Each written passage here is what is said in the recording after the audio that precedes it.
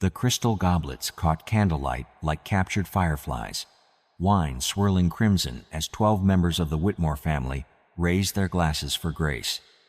Within minutes, they would all be dying. This is the story of how one enslaved woman brought an entire Mississippi plantation to its knees with nothing more than patience, arsenic, and a ladle. Clara stood in the doorway between the kitchen and dining room, her hands folded neatly over her apron, watching the Whitmore family settle into their evening meal on that humid August night in 1847. The grandfather clock in the parlor chimed 7 times, each note hanging in the thick Mississippi air like a funeral bell.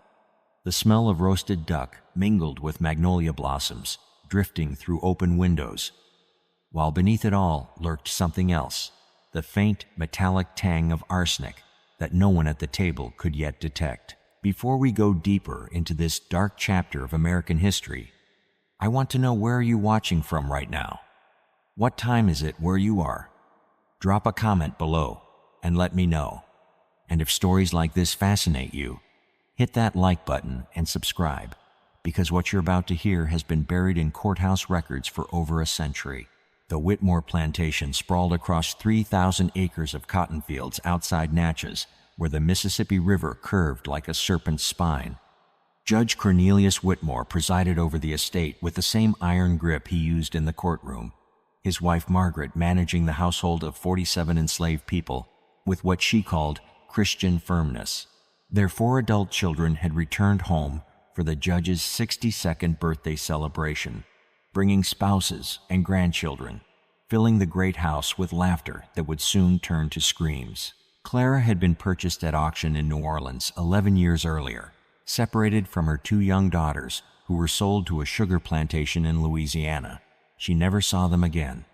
In the Whitmore kitchen, she became invisible, a pair of hands that stirred pots, kneaded bread, and seasoned meals with the expertise that made the judge boast to his colleagues about having the finest table in Adams County. "Pass the duck, would you?" Margaret Whitmore asked her eldest son, not noticing how Clara's eyes tracked every movement from her post by the door. The arsenic had been surprisingly easy to acquire. Sold as rat poison at the general store, a Negro woman purchasing it raised no suspicion the big house always had rats. Clara had been collecting it for 3 months, storing small amounts in a hollow gourd hidden behind the flour sacks. She knew exactly how much to use, enough to kill, but not so much that the bitter taste would warn them with the first bite. The youngest grandchild, 6-year-old Emma, pushed her vegetables around her plate. "These taste funny, grandmother." "Nonsense," Margaret replied. "Clean your plate. Clara's cooking is above reproach." The horrible poetry of it. Clara had mixed the poison into the wine reduction she'd spooned over the duck, stirred it into the cream sauce on the vegetables, even dusted it like sugar over the birthday cake waiting in the kitchen. Every dish that would touch their lips carried death in its seasoning. The family continued their meal, discussing cotton prices and upcoming social engagements, while their fate crystallized in their bloodstreams with each swallow. Judge Whitmore raised his glass for a toast, his 3rd of the evening. "To family," he declared, his voice already beginning to slur, though he attributed it to the wine. "To prosperity, to the natural order of things." Clara's fingers tightened on the doorframe. By 7:45, young Emma had vomited onto the tablecloth. Her mother rushed to her side, but found her own legs buckling. The judge tried to stand, his face flushing purple, hands clutching his throat. One by one, like dominoes in a grotesque game, the Whitmore family began to convulse. "The food," someone gasped. "We've been poisoned." All eyes turned to the kitchen doorway, but Clara had already disappeared. The dining room erupted into chaos, chairs overturning, bodies hitting the floor, the youngest Whitmore son crawling toward the door only to collapse inches from escape. Margaret Whitmore, even as foam gathered at the corners of her mouth, had enough strength left to scream one word that echoed through the plantation quarters: "Clara." But here's what the historical record doesn't capture: the other enslaved people in the house that night. The footman who could have run for the doctor, but walked slowly instead. The housemaids who heard the screams but finished folding laundry before investigating. The stable boy who saw Clara heading toward the river with a bundle but told no one until morning. What would you have done, standing in that doorway, watching your captors suffer? Would you have helped? Or would you have disappeared into the night like smoke? 12 people sat down to supper at the Whitmore plantation on August 18, 1847. By morning, the big house would be silent as a tomb, and Clara would be 20 miles downriver, following the Underground Railroad's invisible map toward a freedom she'd purchased with arsenic and rage. But the story doesn't end with empty chairs and cold soup. By 8:15, the Whitmore dining room looked like a battlefield where the enemy was invisible and victory meant simply drawing another breath. The judge had collapsed face first into his birthday cake. The true horror of arsenic poisoning isn't the death, it's the waiting. Inside the great house, 12 members of the Whitmore family writhed in various stages of agony, their symptoms cascading like a symphony written in suffering. The grandfather clock continued its steady count, each tick marking another second of their descent. The scent of magnolia had been replaced by the acrid smell of vomit and fear, while the polished oak floors grew slick with perspiration and worse. Through the tall windows, the quarters cabins glowed with lamplight, but no help came running. Dr. Edmund Hayes lived only 3 miles away, treating plantation families across Adams County with a combination of modern medicine and old Mississippi pragmatism. That night, his medical bag would remain closed, his horse unsaddled. The messenger, who should have fetched him, a young enslaved man named Thomas, stood frozen in the main hallway, watching Judge Whitmore crawl across Persian rugs that had cost more than Thomas would earn in 10 lifetimes. From the diary of Thomas Prentice, recorded 40 years later, August 18th, 1847, I could have run for the doctor. God knows I could have. But I thought of my sister, sold away when the judge needed quick money. I stood there, and I watched. Margaret Whitmore, despite the fire spreading through her organs, managed to drag herself to the silver bell used to summon servants. She rang it frantically, the clear notes cutting through the chaos like a scream. In the kitchen, 6 enslaved workers heard it perfectly. They looked at each other, an entire conversation passing in glances, then returned to washing dishes as if nothing had happened. The youngest grandchild, Emma, died first. Her small body, unable to fight the poison coursing through her veins. Her mother, Rachel Whitmore, held her daughter's corpse and wailed with a grief that transcended her own agony. Why? She screamed to the heavens, to the servants, to anyone who would listen. She was innocent, but innocence, as Clara knew, had never protected enslaved children from being sold, beaten, or worked to death. Judge Whitmore's son, James, a lawyer from Jackson who'd inherited his father's cruelty, along with his sharp jawline, tried to take charge even as his legs failed him. "Block the roads," he gasped to no one. "Find that woman. There'll be hell to pay." The field hands heard the commotion from their quarters, sounds of retching, screaming, furniture crashing. Some pulled their thin doors shut and hugged their children close. Others sat on their porches, silent witnesses to a justice they'd never dared imagine. Old Moses, who'd lost 3 fingers to the judge's temper, actually smiled. Meanwhile, Clara was making her way through the swamp paths she'd memorized during 11 years of bondage. Every full moon, she'd studied these routes while gathering herbs for the kitchen, planning for a night exactly like this. In her bundle, a change of clothes, $37 stolen from Margaret's drawer over the years, and forged papers identifying her as a free woman named Sarah Coleman. Back in the dining room, the judge experienced a moment of terrible clarity between convulsions. His eyes, bloodshot and wild, fixed on the portrait of his father hanging above the mantelpiece, another plantation owner who died suddenly at dinner 20 years before. A cold realization washed over him. Had that been murder too? How many meals had been seasoned with revenge? The children, Margaret wheezed, reaching for her adult sons even as her vision blurred. Save the children. But there would be no saving. No heroic rides for help. No last-minute remedies. The arsenic worked methodically, shutting down organs in a precise sequence Clara had researched. By listening to Dr. Hayes during his visits, pretending to dust while memorizing every word about dosages, and she tested small amounts on the plantation dogs first, noting how long it took, adjusting her calculations. This wasn't impulse, it was engineering. By 9 o'clock, half the family had lost consciousness.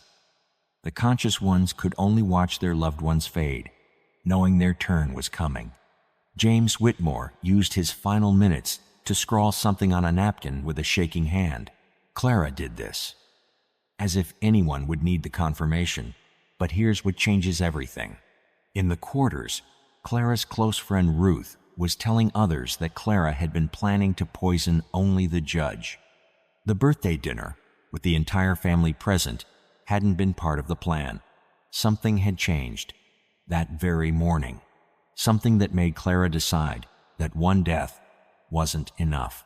The house grew quieter as voices failed, replaced by labored breathing and occasional moans. The candles burned lower, casting dancing shadows that made the dying seem to move even when they'd gone still. A mockingbird outside began its nighttime repertoire, cycling through stolen songs, while inside, a different kind of theft was completing itself. Lives for lives. A family for a family. By 10 o'clock, only Margaret still clung to consciousness, her fingers wrapped around her husband's cold hand. In her delirium, she whispered, apologies not to God, but to someone named Bessie. The housemaid, listening from the hallway, knew that name. An enslaved woman who died in childbirth after the judge refused to call a doctor, saying she wasn't worth the expense. The last sound Margaret Whitmore heard before the darkness claimed her wasn't prayer or comfort, but the creak of footsteps as the household staff finally entered the room, not to help, but to witness. They stood in a semicircle, silent as ghosts, watching their owner's final moments, with expressions that held neither satisfaction nor pity, just stone-cold memory. 11:47 p.m. 12 members of the Whitmore family lay dead in their finery, the birthday cake still decorated with unlit candles. The great house fell into a silence so complete that you could hear the Spanish moss whispering against the windows. And somewhere in the dark, between Mississippi and freedom, Clara stopped to wash the flour from beneath her fingernails in a creek that would carry away the last evidence of her kitchen life. But the enslaved people she left behind would face questions, investigations, and consequences that would ripple through Adams County like waves from a stone dropped in still water. Dawn broke over the Whitmore plantation like a held breath, finally released. Sunlight streaming through windows to illuminate 12 corpses arranged around a dining table like a macabre still life. The birthday candles had melted into waxy puddles. What happens to a plantation when every white person on the property dies in a single night? The roosters crowed at 5:30 a.m. as they always did, indifferent to the carnage in the big house. The morning air carried the smell of honeysuckle and death in equal measure, while dewdrops gathered on spider webs, stretched between porch railings like nature's crime scene tape. In the quarters, 47 enslaved people faced a terrible decision: report the deaths and face interrogation, or seize this unprecedented moment of freedom. Ruth, Clara's closest friend, was the first to act. She'd been the Whitmore's head housemaid for 15 years, trusted with keys to every room except the judge's study. Now she stood in that forbidden sanctuary, rifling through papers with trembling hands. Land deeds, bills of sale, contracts including her own, listing her value at $800 like she was livestock with a good pedigree. Burn it all, suggested Samuel, the blacksmith. his voice barely above a whisper. "Tell them bandits came in the night." But old Moses, his three-fingered hand resting on his cane, shook his gray head. "You think they'll believe bandits poisoned a family at dinner? They'll hang every last one of us before asking questions." The debate raged in hushed tones, while upstairs, flies had already discovered the feast. By 7 a.m., a field hand named Jupiter had been chosen to ride to the neighboring Turner plantation with news of a terrible sickness at the Whitmore house. The story they'd agreed upon. The family had taken ill during dinner, and despite the servants' best efforts to help, all had succumbed to what appeared to be tainted food. No mention of Clara, who, as far as anyone knew, had been sold to a plantation in Georgia 2 weeks prior. From the Adams County Courthouse records, August 19, 1847. Witness statements claim the cook Clara had been transferred to the Belmont estate on August 5th. Bill of sale produced by surviving household staff. Investigation ongoing. That bill of sale was Ruth's masterwork, forged with ink mixed fresh that morning, aged with coffee grounds and smoke, bearing a signature she'd practiced copying 100 times. Clara had taught her to read and write in secret, by candlelight, risking the lash for each letter learned. When Sheriff William Donovan arrived at 9:43 a.m. with the county coroner, he found a scene of orchestrated chaos. Servants wept convincingly over their dead owners, while others scrubbed at stains that would never come clean. Ruth met them at the door, her eyes red-rimmed from rubbing them with onion juice. "It happened so fast, Sheriff," she sobbed. "One moment they were celebrating, the next." She gestured helplessly toward the dining room. The coroner, Dr. Marcus Webb, was a meticulous man who'd studied in Philadelphia before returning south. He examined each body with scientific precision, noting the cherry-red flush of skin, the contracted pupils, the foam dried at mouth corners. His preliminary assessment, arsenic poisoning, without question. The amount suggested in his notes would have required access to pounds of the substance. "Who prepared the meal?" Sheriff Donovan asked, though he already suspected the answer. "We all did," Ruth replied, a half-truth wrapped in loyalty. "Clara made the sauces before she left, but I finished the cooking. Samuel carved the duck. Letty prepared the vegetables. If the food was tainted, we all touched it. Brilliant. Spread the blame so thin it became transparent." The sheriff examined the kitchen. Finding it spotless, the enslaved workers had spent all night cleaning, removing any trace of the poison preparation. The pantry showed only ordinary ingredients. The rat poison tucked behind flour sacks, containing exactly the amount listed on its purchase receipt from 6 months ago. But Dr. Webb noticed something the others missed. A single magnolia petal on the kitchen floor, carried in on someone's shoe. Magnolia trees didn't grow near the kitchen, only by the river path. Someone had been outside during the night, walking where they shouldn't have been. "Search the grounds," the sheriff ordered. "Every cabin, every outbuilding." The search revealed nothing but the expected poverty of slave quarters. Corn husk mattresses, mended clothes, a few hidden coins. What they didn't find was more telling. No letters, no books, no sign of the secret school Clara had been running for 3 years, teaching others to read by copying Bible verses. Those materials had been burned at 3 a.m., the ashes scattered in the vegetable garden. By noon, word had spread to every plantation in Adams County. White families locked their doors and eyed their servants with fresh suspicion. Some dismissed their cooks entirely, choosing hunger over fear. The Turner family made their enslaved workers taste every dish before serving, turning meals into poison testing rituals. Meanwhile, Clara was riding a lumber wagon, driven by a free black man named Josiah, part of the Underground Railroad network that operated like whispered prayers through the Deep South. She'd made it to the Louisiana border, her forged papers holding up under cursory inspection. The wagon carried hidden compartments with 3 other runaways, but Clara rode openly, playing the part of Sarah Coleman, seamstress heading to visit family in Baton Rouge. Back at the Whitmore plantation, the investigation intensified.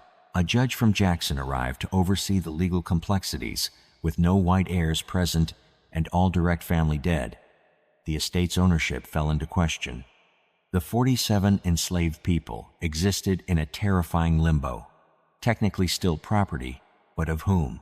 Sheriff Donovan questioned each worker separately, looking for cracks in their story, but they held firm to the narrative Ruth had crafted. Clara had been sold. The family had eaten normally. The sickness came suddenly. When pressed about Clara's whereabouts in Georgia, Ruth produced letters forged over the previous 2 weeks in anticipation of this moment.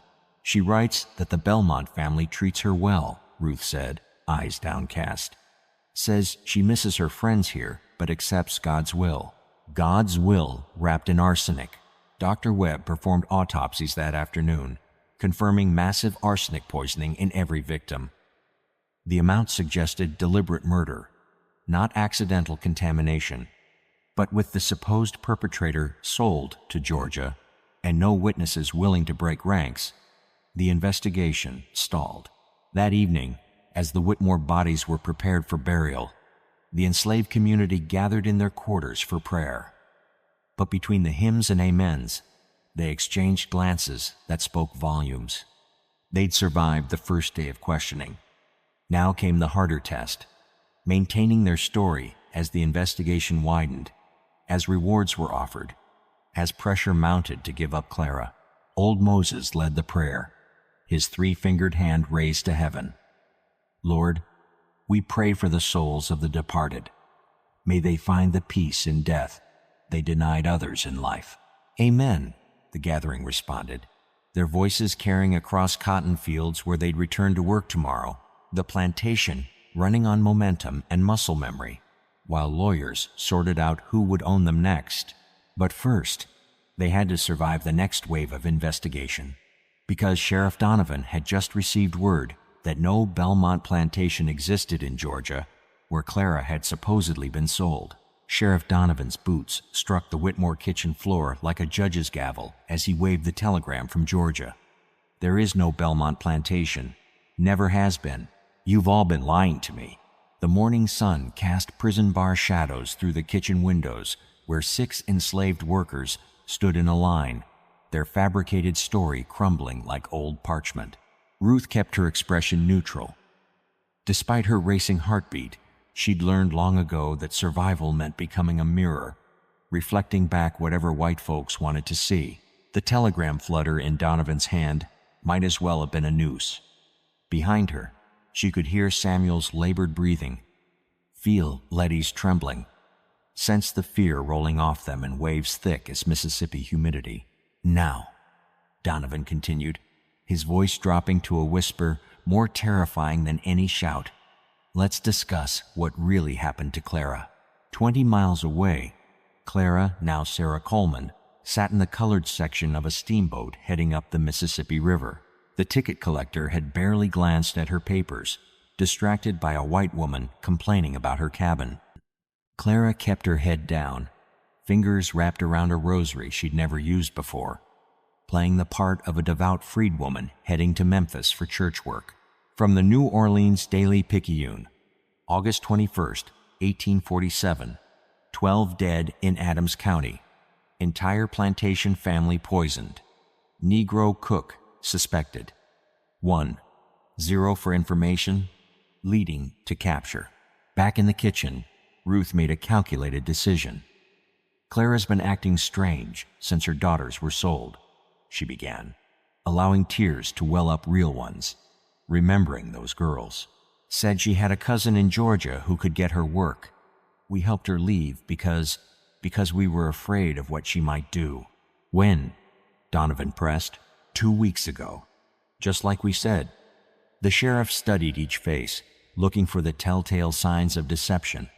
But these were people who'd spent their entire lives hiding thoughts, swallowing words, surviving by becoming invisible. They gave him nothing. Meanwhile, the legal vultures had descended on the Whitmore estate. Distant cousins emerged from 3 states away, claiming inheritance rights.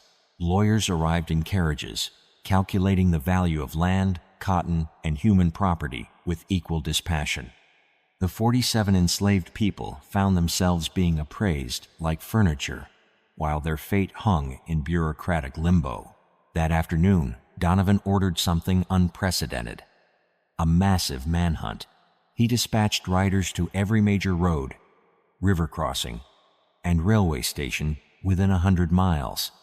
Clara's description: Negro woman, approximately 30 years, 5 feet 4 inches, small scar on left hand from kitchen burn, was posted in every town square, from Natchez to New Orleans. But Clara had anticipated this. Before leaving, she'd used lye to lighten her skin just enough to confuse descriptions, styled her hair differently, and padded her clothes to appear heavier. The scar on her hand was hidden under gloves she'd stolen from Margaret Whitmore's drawer, fine kid leather that marked her as a woman of means rather than a runaway cook. The hunt intensified when investigators found something hidden in Clara's abandoned cabin, a journal written in a crude code. Dr. Webb spent hours deciphering it, finally breaking through to reveal recipes, but not for food. Page after page detailed poison preparations, dosage calculations, and most chillingly, a list of names with dates beside them. "My God," Webb whispered. The Whitmore family wasn't her first. 3 other names appeared above the Whitmores, all prominent plantation families who'd suffered mysterious deaths over the past 5 years. The Hendersons in 1843, patriarch died of stomach ailment. The Beauregards in 1845, 2 sons dead from tainted whiskey. The Lancasters in 1846, matriarch and daughter succumbed to summer fever. Clara had been sold between each household. Now her method became clear. She would work quietly, earn trust, and when the moment came, strike with precision before being sold to the next unsuspecting family. The Whitmores had simply been her magnum opus, her final statement before disappearing. Bodies were exhumed. Tests were conducted. Arsenic found in all of them. The realization sent shockwaves through Mississippi society. How many other cooks were planning similar revenge? How many faithful servants were actually biding their time? Paranoia spread faster than yellow fever. Plantation kitchens were locked at night. Food tasters were employed. Some families dismissed their entire household staffs, preferring to cook for themselves rather than risk poisoning. On the river, Clara listened to white passengers discuss the murders with horrified fascination. A woman in silk complained that she could no longer trust her cook of 20 years. A merchant suggested that all household slaves should be chained at night. A minister proclaimed it proof that the African race was incapable of Christian mercy. Clara fingered the vial of poison still hidden in her bodice. One final dose in case of capture. She'd rather die free than live enslaved. By the 4th day, the manhunt had expanded across state lines. The reward increased to $2,000. Professional slave catchers joined the search, men who could track a runaway across water and stone. They brought dogs trained on clothing from Clara's cabin, though Ruth had thoughtfully contaminated the scent with pepper and turpentine. But the real brilliance of Clara's escape lay not in misdirection, but in network. The Underground Railroad had been preparing for this moment for months. At each stop, she was passed between conductors who asked no questions, offered no judgment. A minister in Baton Rouge, a shopkeeper in Memphis, a farmer outside Nashville, each risking their lives for a woman they'd never met, bound by the simple belief that freedom was worth any danger. One close call came at the Tennessee border. A slave catcher named Briggs had tracked her to a safe house, arriving just hours after she'd left. He found the building empty except for an elderly free black woman named Aunt Cora, who claimed to know nothing about any runaways. "You're lying," Briggs snarled, but Cora just smiled. "Sir, I'm 73 years old. What would I want with harboring fugitives? I can barely harbor my own bones." He left empty-handed, not noticing the fresh wheel tracks leading north. or the way Cora's hands shook after he'd gone. Back at the Whitmore plantation, pressure was mounting on the enslaved community. The new overseer, brought in by the estate lawyers, was a cruel man named Patterson who believed in breaking spirits to find truth. He started with the youngest, questioning children about what they'd seen, who Clara had talked to, where she might run. But the children had been well taught. They knew nothing, saw nothing. Clara had barely spoken to anyone, they claimed. She kept to herself.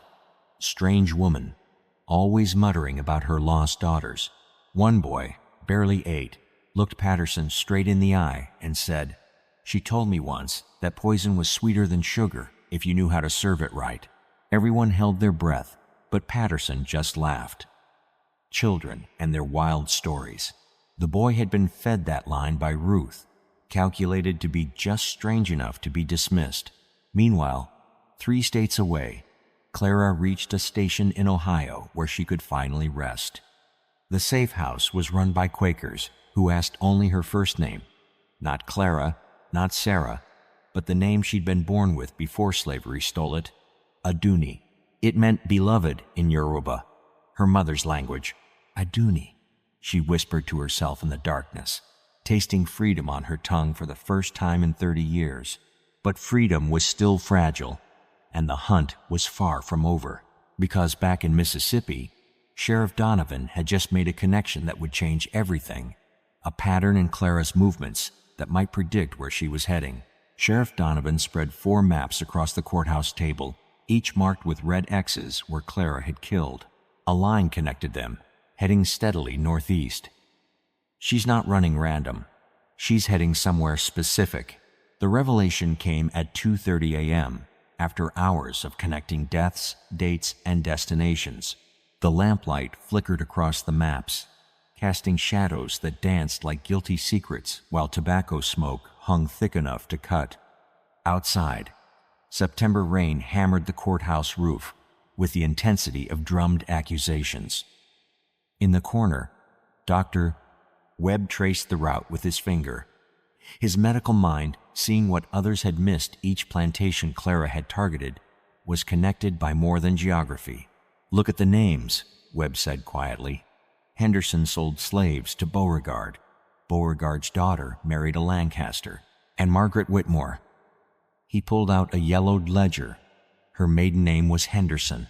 The room fell silent, except for the rain's percussion.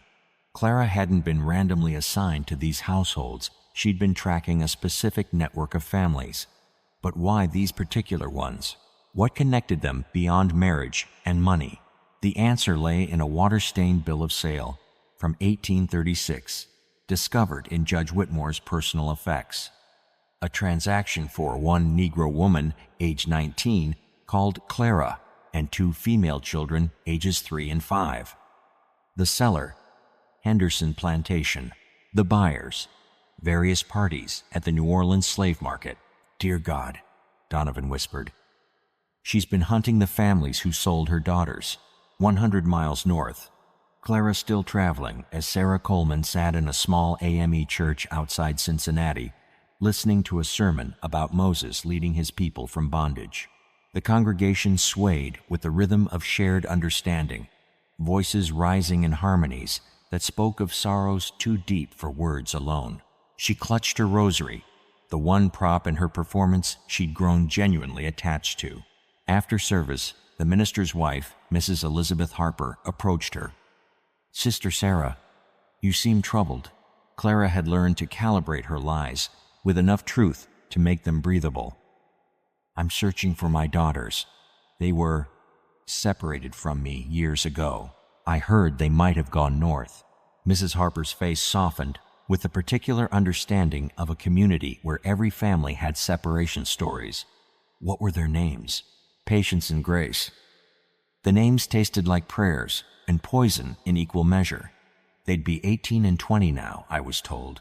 She let her voice break authentically. I was told they were sold to a family heading to Canada. What Clara didn't reveal was that she'd traced her daughters through years of careful questioning, bribing other slaves for information, following trails of paperwork with the dedication of a bloodhound. The Lancaster family had purchased Grace. The Beauregards had taken Patience. Both girls had been resold within a year, but Clara had made their first purchasers pay anyway. Back in Mississippi, the investigation had taken on the urgency of a holy crusade. Plantation owners across 3 states demanded action. The governor himself issued a statement calling Clara a threat to the very demanded action.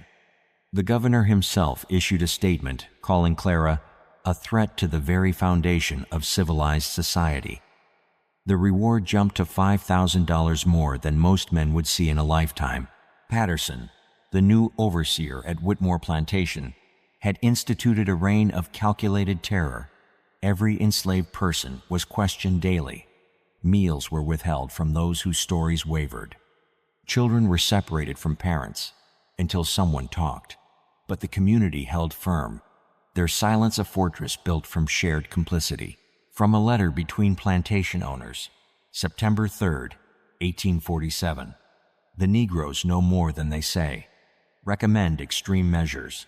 This conspiracy runs deeper than one deranged cook. Example must be made. It was old Moses, who finally cracked not from torture, but from exhaustion. At 71, after 5 days without proper food, he muttered something in his sleep about the teaching tree. Patterson pounced on this, forcing Moses awake, demanding explanation. She taught letters, Moses admitted, his 3-fingered hand shaking. Under the big oak, said knowing words was knowing power. This revelation sent fresh waves of fear through white Mississippi. A literate slave who could read recipes, calculate dosages, forge documents. Clara wasn't just dangerous, she was systematically trained in her rebellion. Orders went out to check every enslaved person for literacy. Those who could read faced punishment or sale. Ruth watched Moses' confession with carefully hidden calculation. He'd given them something true, but ultimately useless. The teaching tree had been burned the night of the murders, all evidence scattered. Clara had prepared them for this too, knowing someone would eventually break. Give them old truths, she'd said. Things that lead nowhere but sound like somewhere. Meanwhile, the pattern Donovan had discovered was yielding results. If Clara was tracking her daughters, and if the daughters had been sold north, then she was likely following the same route many escaped slaves took up through Tennessee, into Ohio, possibly toward Canada. Telegraph every major city along this route, Donovan ordered. She's got a 3-week head start, but she'll have to stop somewhere. Someone will have seen her. But Clara had anticipated this too. In Cincinnati, she'd already abandoned the Sarah Coleman identity, trading her fine clothes for the rough dress of a laundress. She took work at a boarding house for free. Blacks, disappearing into a community that knew how to protect its own. Her skin, lightened with lye, was darkening again. Her padded figure slimmed. She became invisible in a different way, just another freedwoman trying to survive. Yet survival wasn't her only goal anymore. In quiet moments, she pulled out a carefully guarded piece of paper, a fragment from a letter she'd intercepted years ago. It mentioned 2 young women formerly enslaved who'd established a school for black children in Ontario. The names were different, but the ages matched. The letter described one as having her mother's careful hands, and the other as possessing a singing voice that could make angels weep. Clara remembered her daughters' voices, their small hands. Grace always held her left pinky slightly crooked. Patience had a birthmark behind her right ear, shaped like a crescent moon. These details lived in her body's memory, carved deeper than any scar.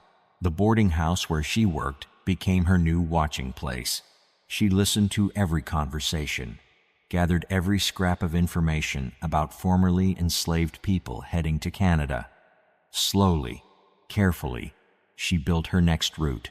But unknown to Clara, her carefully constructed invisibility had one flaw. Dr. Webb, studying her journal back in Mississippi, had noticed something others missed.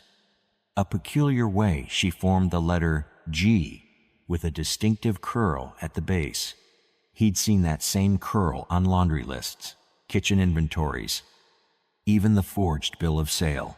She can change her appearance, Webb told Donovan via telegraph, but she can't change her handwriting. Check boarding houses, churches, anywhere she might seek work. Look for this letter formation. The hunt was closing in, following the twin trails of handwriting and heartbreak. Clara had killed for her daughters, fled for her daughters, and now risked everything to find them. But 7 bodies lay in Mississippi graves, and justice, or what passed for it in 1847, demanded blood for blood. In Cincinnati, Clara wrote one more letter, signing it with that distinctive G. It was a calculated risk, but necessary. The letter was addressed to a school in Ontario, inquiring about 2 teachers. She had no way of knowing that letter would never arrive, intercepted by authorities who'd been watching the mail for exactly such correspondence. The knock came at 4:17 a.m., sharp and deliberate, against the boarding house door.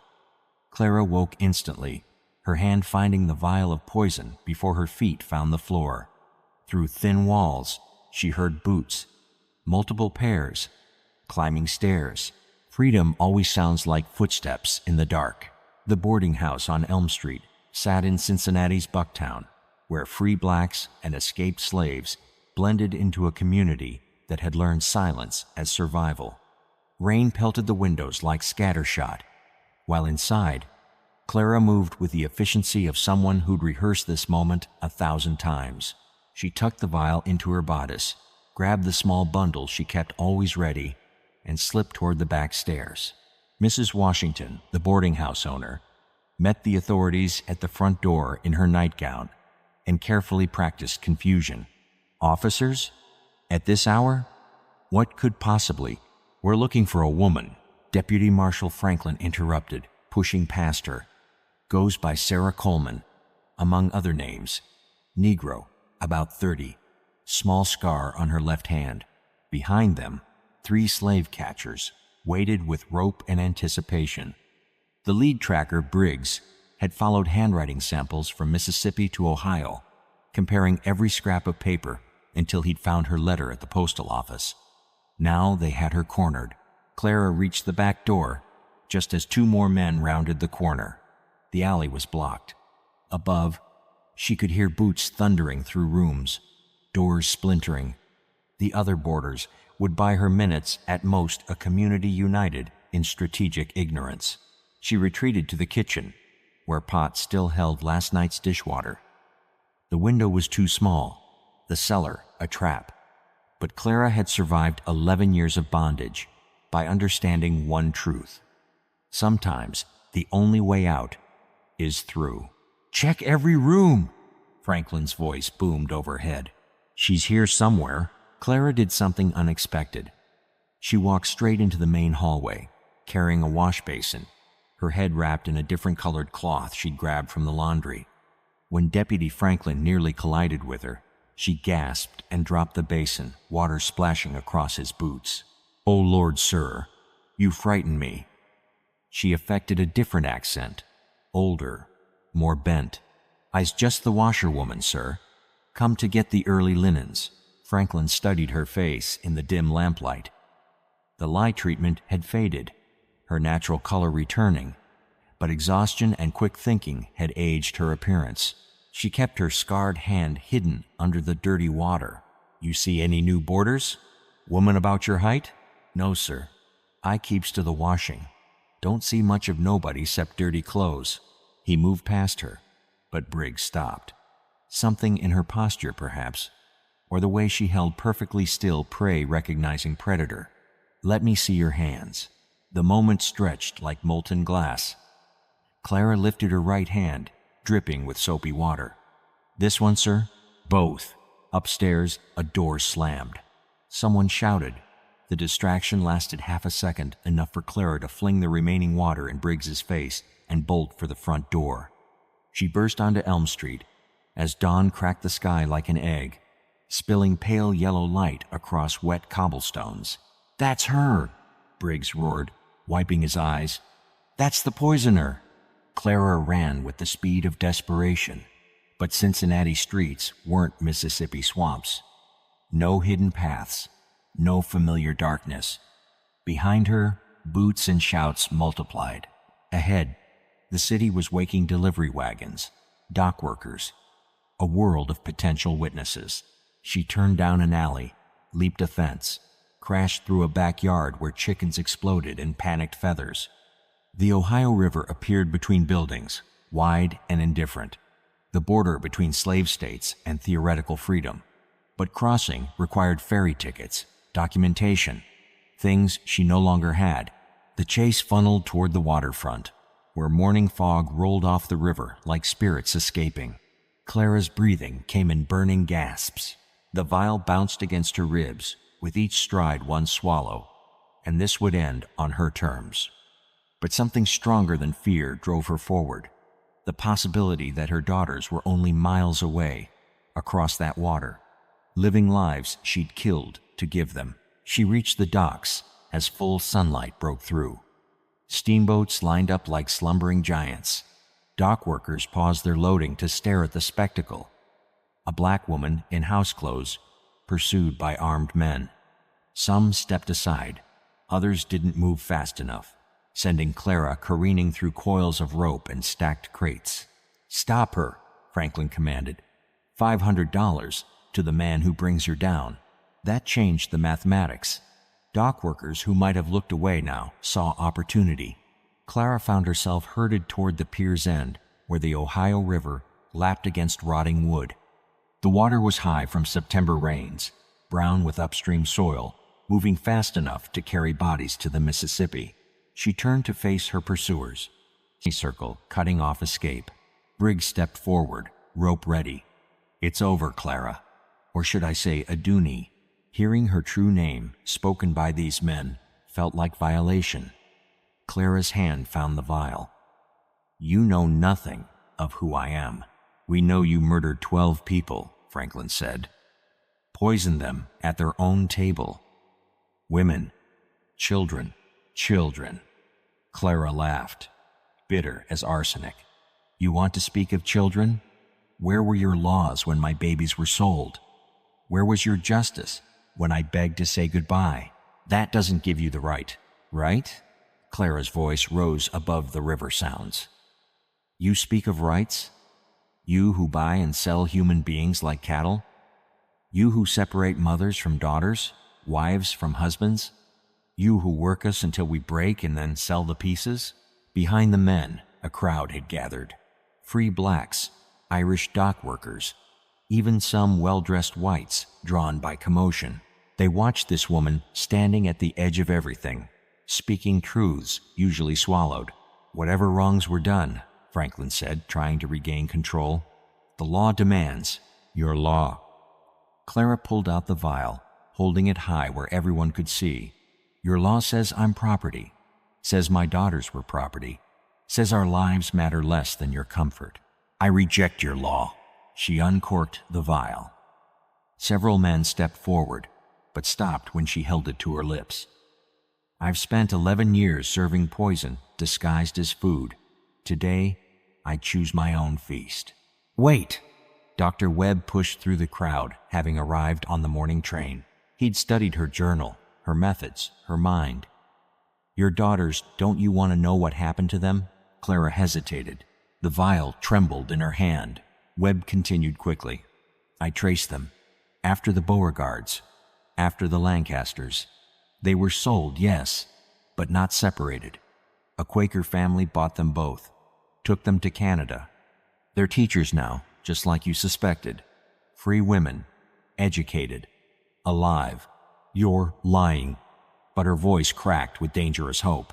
"Grace has your hands," Webb said, remembering the journal's descriptions. "Patience sings in the church choir. They use the names you gave them, not the ones their owners imposed. They're free, Clara. They're free because you survived long enough to give them that chance." The crowd held its breath. The river lapped. The sun climbed higher, burning off the fog. Clara stood between water and land, death and capture, the past and a future she'd never see. "If I drink this," she said finally, "I die a free woman. If I surrender, I die a slave. Either way, I die. But only one way dies on my terms." She looked across the water toward Canada, toward daughters who might remember her face, her voice, her hands, teaching them to hide their intelligence until it could bloom in safer soil. Then she looked at the men who'd hunted her, at the crowd bearing witness, at the city where she'd almost disappeared completely. "Tell them," she said to Webb, "to everyone, to history itself. Tell them their mother loved them enough to become a monster. Tell them their mother chose her own ending. Time slowed. The vial rose.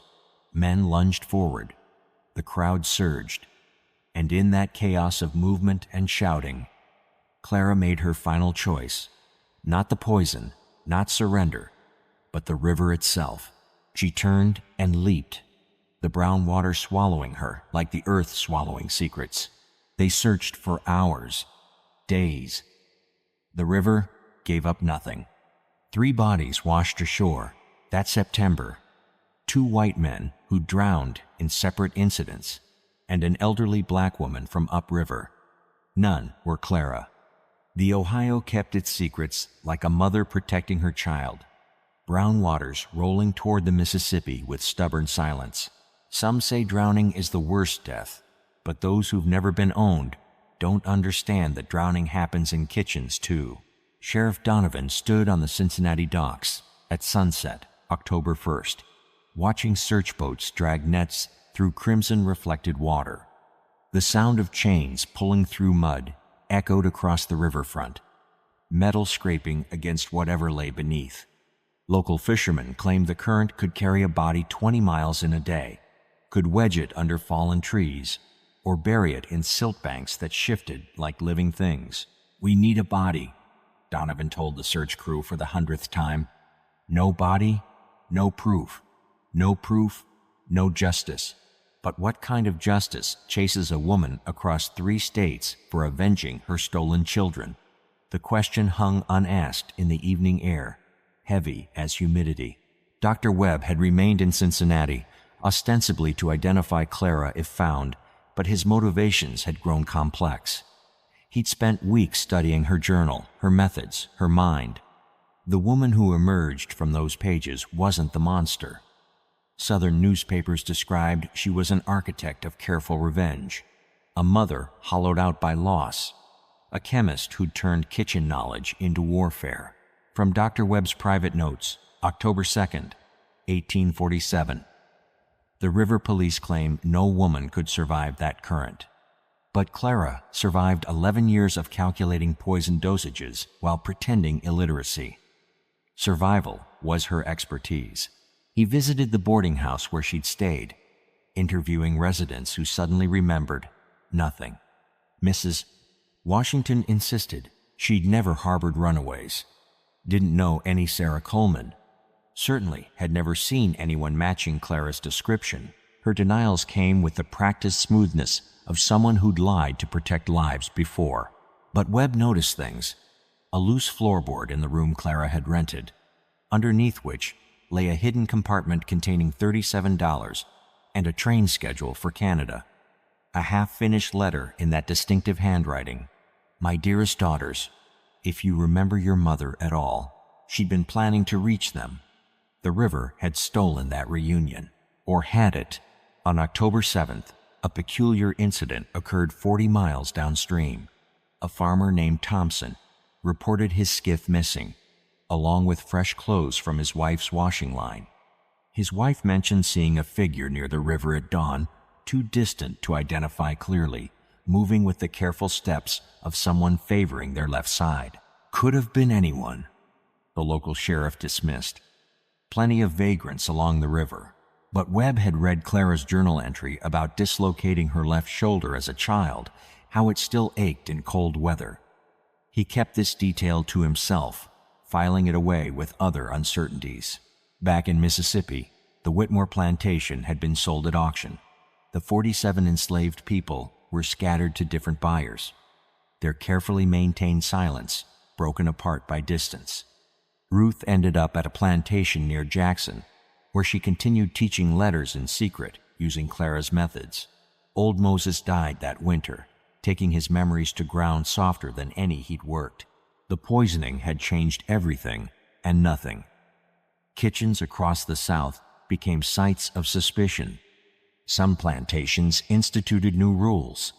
Slaves couldn't handle food alone, couldn't purchase supplies, couldn't possess anything that might contain poison.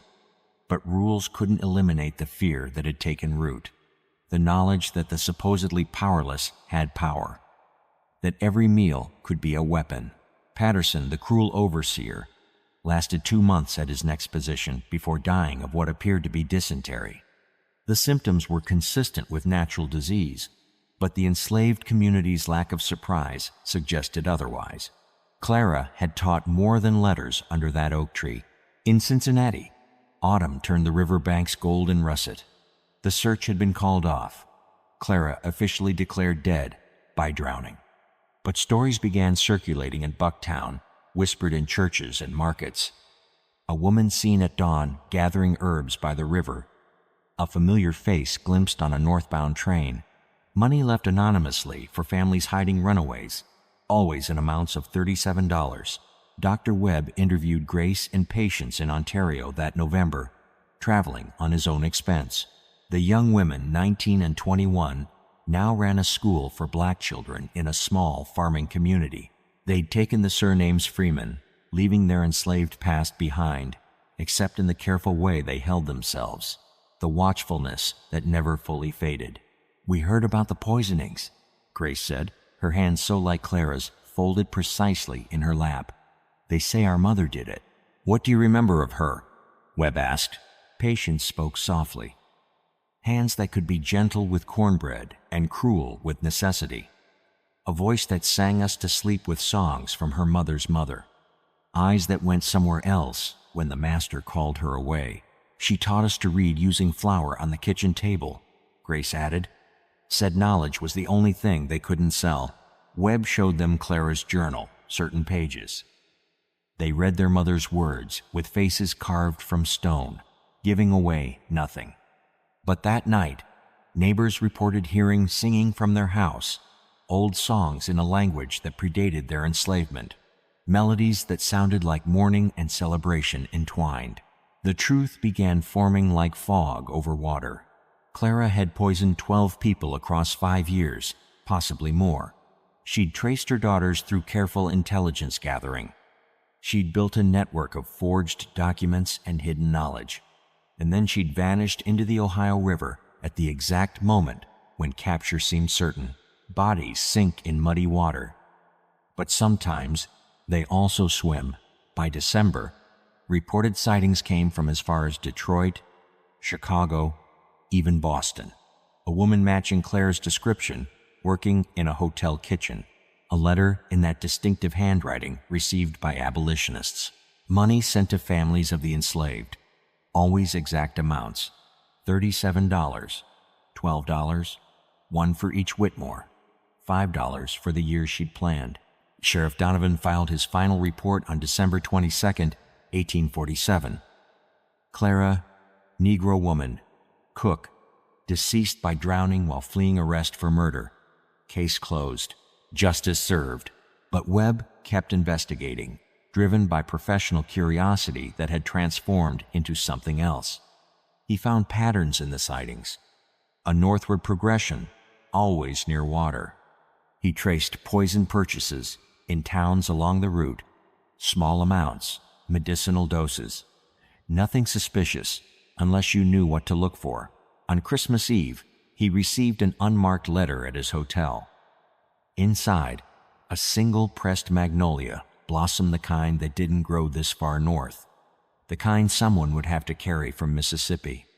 No words, no signature, just that flower, still faintly scented, speaking volumes in the language of the deliberately alive. Webb burned the letter and the flower that night, watching evidence curl into smoke. Some truths, he decided, were better drowned than documented. He returned to Mississippi after New Year's, resuming his practice, never speaking publicly about Clara again. But he kept her journal, hidden in his medical bag.